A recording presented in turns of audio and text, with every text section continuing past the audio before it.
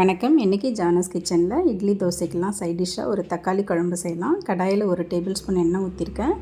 எண்ணெய் காஞ்சரும் அதில் பட்டை, கிராம்பு, கொஞ்சம் பெருஞ்சீரகம் சேர்த்துருக்கேன். ஒரு சின்ன சைஸ் வெங்காயத்தை கட் பண்ணி போட்டிருக்கேன். ஒரு பச்சை மிளகாய், கொஞ்சம் கருவேப்பிலை இதெல்லாம் சேர்த்து 2 நிமிஷத்துக்கு வதக்கி விட்டுக்கிறேன். இப்போ இது வதங்கினதுக்கப்புறம் இது கூட நல்லா பழுத்த தக்காளியாக ஒரு 4 மீடியம் சைஸ் தக்காளி கட் பண்ணி சேர்த்துக்கிறேன். அதையும் சேர்த்து 2 நிமிஷம் வதக்கிக்கலாம்.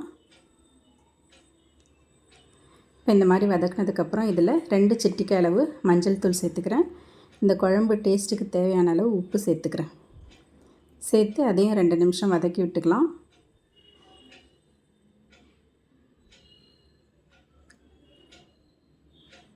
இப்போ இது கூட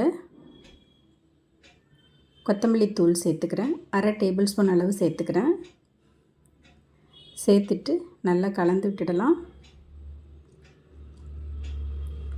இந்த மாதிரி கலந்து விட்டுட்டு இதை மூடி போட்டு மீடியம் ஃப்ளேமில் ஒரு 3 நிமிஷத்துக்கு விட்டுடலாம். அதுக்குள்ளே ஒரு பேஸ்ட்டு ரெடி பண்ணிக்கலாம்.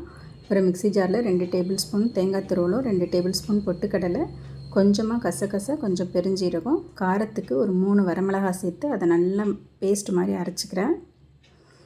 இப்போது இதை ஓப்பன் பண்ணிவிட்டு இதை நல்லா தக்காளியெல்லாம் மசிச்சு விட்டு வதக்கி விட்டுக்கலாம்.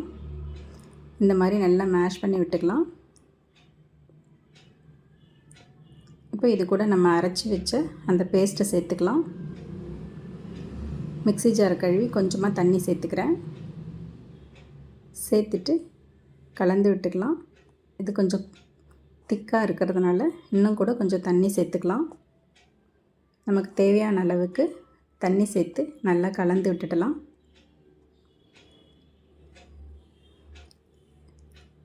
இந்த மாதிரி கலந்து விட்ட பிறகு